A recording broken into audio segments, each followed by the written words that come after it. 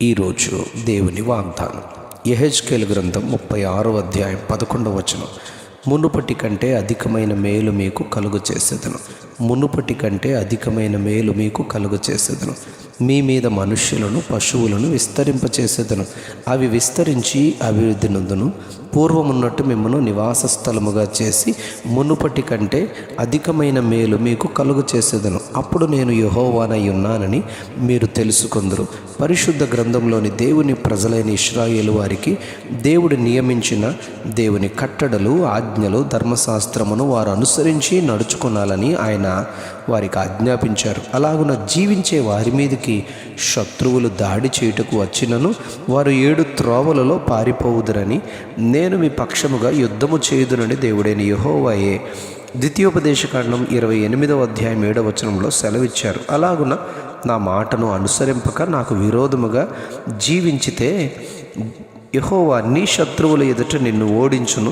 ఒక మార్గమున వారి ఎదుటికి బయలుదేరిన నీవు 7 మార్గముల ద్వారా వారి ఎదుటి నుండి పారిపోయేదవు. భూరాజ్యములన్నిటిలోనికి ఇటు అటు చెదరగొట్టబడదు అని ద్వితీయోపదేశకాండం 28వ అధ్యాయం 25వ వచనంలో చెప్పారు. ఎన్నోసార్లు దేవుని ప్రజలు ఆయన కోరుకున్న రీతిగా జీవించక ఆయనకు కోపము పుట్టించి దేవుడు తామిచ్చిన స్వాస్థ్యములను, దేశమును విడిచి పారిపోయి చెదిరిపోయి తమ నివాస స్థలమును పెంటగా చేసుకున్నారు. దానియేలు దినాలలో వారు బబులోను చెరలోనికి వెళ్ళిపోయారు.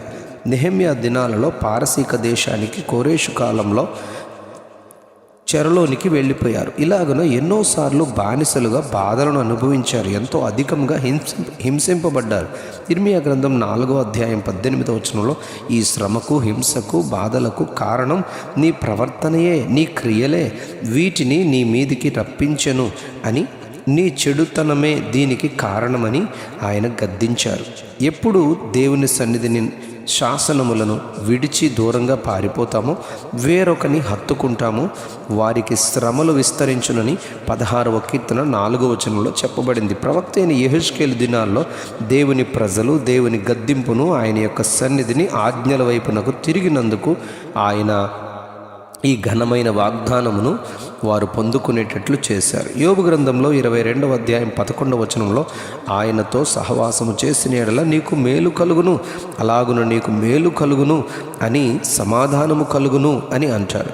ఇర్మియా గ్రంథం 33వ అధ్యాయం 10వ వచనంలో దీనిలో జనులు లేరు, నివాసులు లేరు, జంతువులు లేవు అని చెప్పుకొను ఈ స్థలముననే, అనగా యోధా పట్టణములోని యెరూషలేము వీధులలోని సంతోష స్వరమును, ఆనంద శబ్దమును, పెండ్లి కుమారుని స్వరమును, పెండ్లి కుమార్తె స్వరమును యెహోవా మంచివాడు అని జనులు చెప్పుదురు అని చెప్పబడింది. ద్వితీయోపదేశకాండం 10వ అధ్యాయం 13వ వచనంలో ఆయనకు భయపడి ఆయన మార్గంలో నడుచుచు ఆయనను ప్రేమించి పూర్ణ మనసుతో, పూర్ణ ఆత్మతో సేవించి ఆయన ఆజ్ఞలు, కట్టడలు అనుసరించి నడుచుకుంటే నీకు ఎంతో మేలు కలుగును అని దేవుడు చెప్పారు. యెషయా గ్రంథం 43వ అధ్యాయం 10వ వచనంలో మునుపటి వాటిని జ్ఞాపకము చేసుకొనకడి, పూర్వకాలపు సంగతులను తలంచుకొనకుడి. ఇదిగో నేను ఒక నూతన క్రియను చేయుచున్నాను, అది ఇప్పుడే మొలుచును. నేను అరణ్యములో త్రోవ కలుగు చేయుదును, ఎడారిలో నదులు పారజేయుదునని వాగ్దానం చేశారు. ద్వితీయోపదేశకాండం 5వ అధ్యాయం 29వ వచనంలో నా జనులకు వారి సంతానమునకు నిత్యము క్షేమము కలగాలంటే నా యందు భయభక్తులు కలిగి నా ఆజ్ఞలను అనుసరించు మనస్సు వారికి ఉండాలి అని ఆయన చెబుతారు. యోబు దినాలలో అతనికి కలిగిన శ్రమలో, హింసలో, వ్యాధిలో, అవమానంలో తన న్యాయాన్ని, యథార్థతను, దేవుని యందు తనకున్న భయభక్తులను విడిచిపెట్టలేదు, చెడుతనాన్ని చేయలేదు. గనుకనే యోబు 42వ అధ్యాయం 10వ వచనంలో యెహోవా అతని క్షేమ స్థితిని మరలా అతనికి దయచేసెను అని చెప్పబడింది. యెహోషువ గ్రంథం 24వ అధ్యాయం 20వ వచనంలో ఆయనను విసర్జించి లోకాన్ని, అన్య దేవతలను సేవించితే ఆయన మేలు చేయువాడైనను మనస్సు తిప్పుకొని మీకు కీడు చేసి మిమ్మను క్షీణింపచేయును అని యెహోషువ చెబుతారు. ఈరోజు మన ధ్యాన వాక్య ప్రకారం మునుపటి కంటే అధికమైన మేలు మీకు కలుగు చేసేదనని చెబుతూ, నేటి దేవుని పిల్లలమైన మనతో పూర్వము మీరు చీకటి అయి ఉంటిరి, ఇప్పుడైతే ప్రభువునందు వెలుగై ఉన్నారు అని ఎఫెసీ పత్రిక 5వ అధ్యాయం 8వ వచనంలో పౌలు చెబుతారు. రెండవ కొరింథీ పత్రిక 5వ అధ్యాయం 17వ వచనంలో ఎవడైనను క్రీస్తునందున్న ఎడల వాడు నూతన సృష్టి, పాతవి గతించెను, ఇదిగో క్రొత్తవాయనని చెబుతారు. అవును, పాపంలో ఉన్నప్పుడు శాపము, కీడు, చీకటి, మరణము, నరకము ఏలుబడి చేస్తాయి. కానీ ఇప్పుడు క్రీస్తునందు ఆశీర్వాదము, మేలు, వెలుగు, జీవము, సంతోషము, నెమ్మది, సమాధానము అనుభవిస్తాం. న్యాయాధిపతుల రోజుల్లో ఎలీమెలెకు, నయోమిలు బెత్లెహేమును విడిచిపెట్టి మోయాబుకు వెళ్ళి ఎంతో జీవితాన్ని నష్టపోయారు. కానీ తిరిగి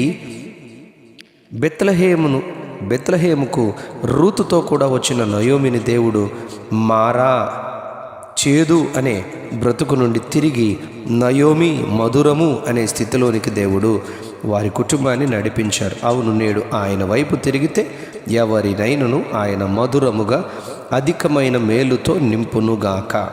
ఆమెన్, ఆమెన్, ఆమెన్. మునుపటి కంటే అధికమైన మేలు మీకు కలుగు చేసేదను. మునుపటి కంటే అధికమైన మేలు మీకు కలుగు చేసేదను. ఆమెన్.